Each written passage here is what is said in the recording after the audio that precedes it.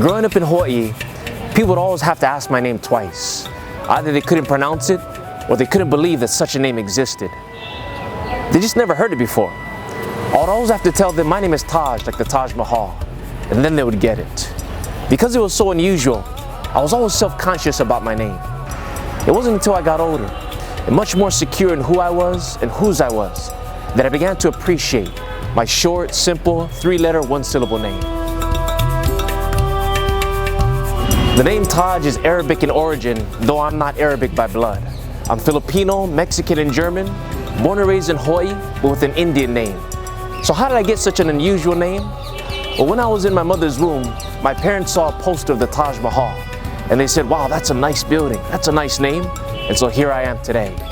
Because of my name, I've always felt a special connection with India, and so you can imagine how excited I was when I was invited to come to India to preach the gospel. And since we're here, I'm so excited to go visit my Indian palace, the Taj Mahal. The name Taj means crown. The word Mahal means palace. So the Taj is the crown palace. It is the great symbol of love here in India.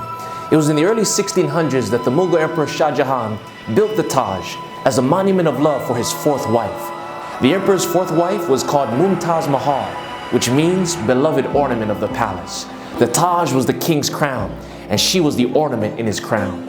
Tragically, she passed away after giving birth to their 14th child. But because of his great love for her, the king built the Taj to be the final resting place for the wife that he loved so much. And even though it's called the Crown Palace, it is actually a mausoleum, a glorified tomb that contains the memory and the remains of the empress, as well as the emperor that loved her so much. So with this romantic love story, forever linked with my name, I'm super excited to visit the Crown Palace today.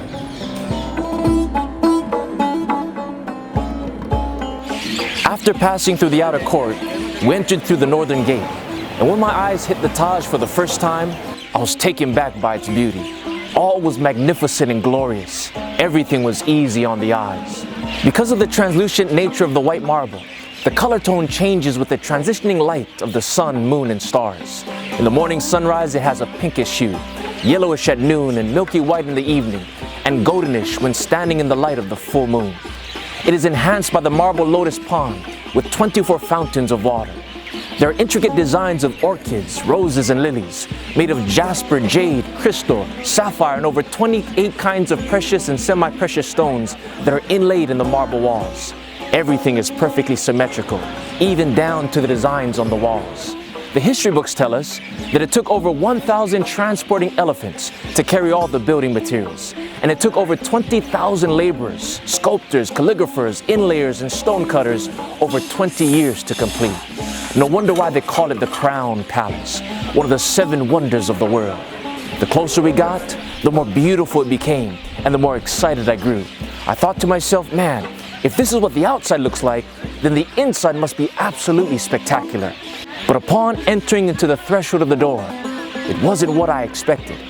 Instead of being grand, glamorous, and glorious, it was cold, dark, and empty. There are no benches or chairs for people to sit, rest, and relax. There are no rooms for rent for couples to spend the night in the Palace of Love. There are no signs to read or places to explore. In fact, there is no practical purpose for the empty space within, except to house the remains of the king and his wife. The interior of the Taj is a place of darkness and death. It is filled with profound emptiness. You see, my friends, human nature is kind of like the Taj Mahal. It's so easy for us to spend so much time and invest so much energy in building up and beautifying the outward appearance. Our pride yearns for the recognition and validation of others. We live for the Instagram likes and the Facebook followers. Unfortunately, the world has placed the most value on that which is outward. A pretty face or a hard body, a winsome smile or a charming personality, a fast car or a comfortable home. Aesthetics and athletics are the things that are most valued and most celebrated in our world of vanity. But these things don't last forever. Time and gravity changes it all. In fact, the Bible says that charm is deceitful and beauty is vain. Our temporal lives are like a drop in the bucket and a vapor in the wind. Make no mistake about it, friends. Our health is better than our wealth, and the person more important than the package. For the Bible says that the outward man perishes, yet the inward man is renewed day by day. For man looks at the outward appearance, but the Lord looks at the heart. You see, the call of our Creator is to allow Him to beautify the interiors of our lives. Why? Because the content of your character is far more important and far more lasting than the cosmetics of the container. Now don't misunderstand, both are important. For we represent who we serve on the inside as well as on the outside. But one is far more important than the other. Because even though we may get the outside looking just right, perfectly symmetrical and stunning, sometimes we still feel empty, dark and cold on the inside. And in light of this reality, I appeal to you today. Don't focus your time and energy in trying to hide the insecurities within behind a fading facade. Instead, open your heart up to God.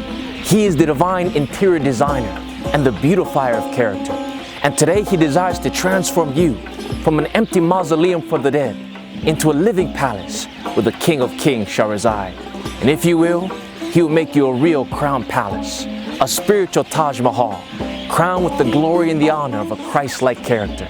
His love will make you alive again, no longer empty, but filled with the blessed hope, the sublime peace, and the holy joy of seeing the crowned King at His return.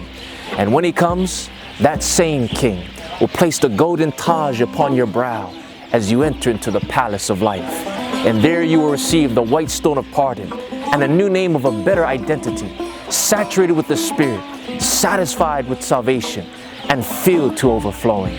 And by God's grace, I'll meet you in that crown palace above.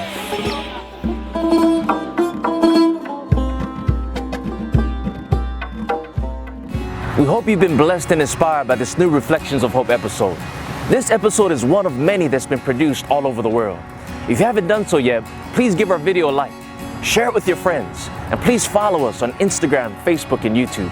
If you'd like to see more inspiring episodes and get access to much more uplifting content, please go now to patreon.com/Revelation of Hope and sign up to be a member of our Patreon page. Your monthly support will not only give you early access to many more inspiring videos, but it will also enable us to continue to produce more of these cinematic object lessons from nature. Our goal is to produce and release these episodes much more frequently. So please prayerfully consider partnering with us so that we may continue to share the hope of Jesus all over the world. Thank you so much for your support. Aloha and Maranatha.